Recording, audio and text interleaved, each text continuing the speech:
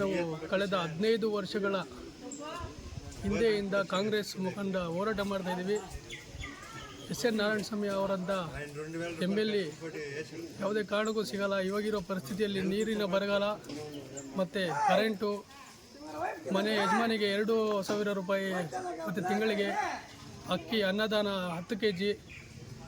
ಅದರಿಂದ ನಾವು KV ಗೌತಮ್ ಅವರನ್ನ, ಕಾಂಗ್ರೆಸ್ ಪಾರ್ಟಿಯವ್ರನ್ನ ನಾವು ಯಾವುದೇ ಕಾರಣಕ್ಕೆ 99% ಬಿಡುಕೊಡದೆ ನಾವು ಗೆಲ್ಲಿಸ್ತೀವಿ ಅಂತ ಭರವಸೆಯಿಂದ ಹೋರಾಡ್ತಾ ಇದ್ದೀವಿ ಕಳೆದ 15 ದಿನಗಳಿಂದ.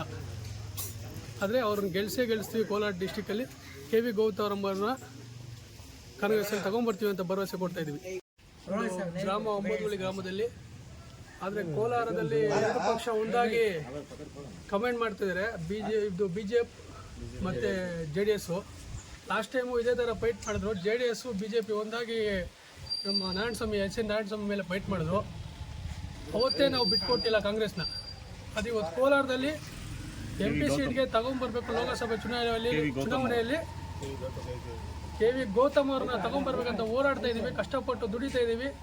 ಆದರೆ ತಗೊಂಡು ಬರ್ತೀವಿ. 99% ಇದು ಮಾಡ್ತೀವಿ ಅಂತ ಭರವಸೆ ಕೊಡ್ತಾ ಇದ್ದೀವಿ ನಾವು. ಮತದಾನ ನಡೀತಾ ಇದೆ.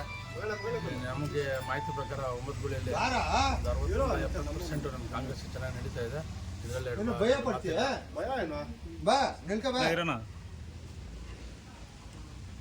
ಒಳ್ಳೆಯ ಮತದಾನ ನಡೀತಾ ಇದೆ. ಶಾಂತಿಯುತವಾಗಿ ಮತದಾನ ನಡೀತಾ ಇದೆ. ಇದರಲ್ಲಿ ಏನಿದೆ ಮೆಜಾರಿಟಿ ಎಲ್ಲ ಕಾಂಗ್ರೆಸ್ ಇದೆ.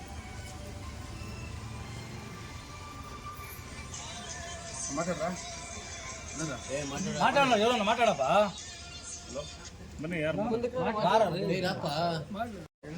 2,000 ಗುರು ಇದಕ್ಕೆ ಹೆಂಗಸರಿಗೆ 2,000 ರೂಪಾಯಿ ಕಾಸು ಕೊಡ್ತಾ ಇದ್ದಾರೆ. ಮತ್ತು ಇದು ಬಸ್ಸಿಗೆ ಹೆಂಗಸರಿಗೆಲ್ಲ ಫ್ರೀ ಕೊಟ್ಟಿದೆ ನಮ್ಮ ಕಾಂಗ್ರೆಸ್ಸು. ನಮ್ಗೆ ಅನುಕೂಲ ಸೌಲಭ್ಯಗಳೆಲ್ಲ ಚೆನ್ನಾಗಿ ಮಾಡಿಕೊಟ್ಟಿದೆ. ಅದರಿಂದ ನಾವು ಯಾವತ್ತೂ ಕಾಂಗ್ರೆಸ್ ಬಿಟ್ಕೊಡೋದಿಲ್ಲ. ನಮ್ಗೆ ತುಂಬ ಅನುಕೂಲ ಮಾಡಿಕೊಟ್ಟಿದೆ ನಮ್ಮ ಕಾಂಗ್ರೆಸ್.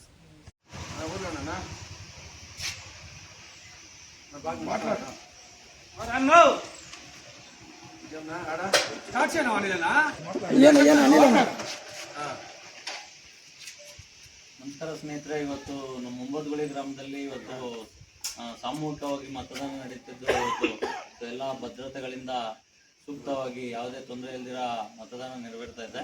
ಯಾವುದೇ ರೀತಿಯ ಕೆಟ್ಟದಾದ ರೀತಿ ಮಾಹಿತಿಗಳಿಲ್ಲ. ಏನು ಜನಗಳಿಗೆ ಇವತ್ತು ಮನದಟ್ಟಾಗಿದೆ, ಸರ್ಕಾರ ಏನೇನು ಮಾಡಿದೆ ಅಂತ ಆ ಸರ್ಕಾರದ ರೀತಿಯಲ್ಲಿ ಇವತ್ತು ಜನ ಒಟ್ಟಿಗೆ ಬಂದು ಇವತ್ತು ಮತದಾನವನ್ನು ಮಾಡ್ತಾ ಇದ್ದಾರೆ. ಇಲ್ಲಿ ಯಾವುದೇ ರೀತಿ ಯಾವುದೇ ರೀತಿಯ ತೊಂದರೆಗಳಾಗಲಿ ಆಗ್ತಾ ಇಲ್ಲ. ತುಂಬ ಸಾಮೂಹಿಕವಾಗಿ ಸೂಕ್ತವಾಗಿ ನಡೀತಾ ಇದೆ ಇಲ್ಲಿ. ಯಾಕಂದರೆ ಇಲ್ಲಿ ಜನಗಳೆಲ್ಲ ಇವತ್ತು ಕಾಂಗ್ರೆಸ್ಸನ್ನು ಬೆಂಬಲಿಸ್ತಾ ಇದ್ದಾರೆ. ಅದಕ್ಕೋಸ್ಕರ ಇಲ್ಲಿ ಯಾವುದೇ ರೀತಿ ಅನಾಹುತಗಳಾಗ್ತಾ ಇಲ್ಲ.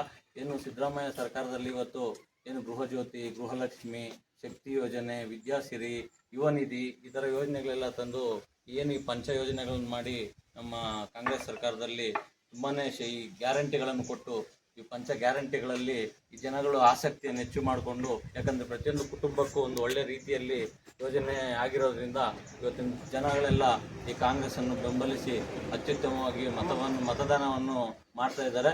ಯಾವುದೇ ತೊಂದರೆ ಇಲ್ಲ. ನಮ್ಮೂರಿನಲ್ಲಿ ಈ ಸತಿ ಅಂತೂ ಕೋಲಾರ ಜಿಲ್ಲೆಯಲ್ಲಿ ನಮ್ಮ ಗೌತಮ್ KV ಅವರು ಗೆಲ್ಲೋದಂತೂ 100% ಖಚಿತ.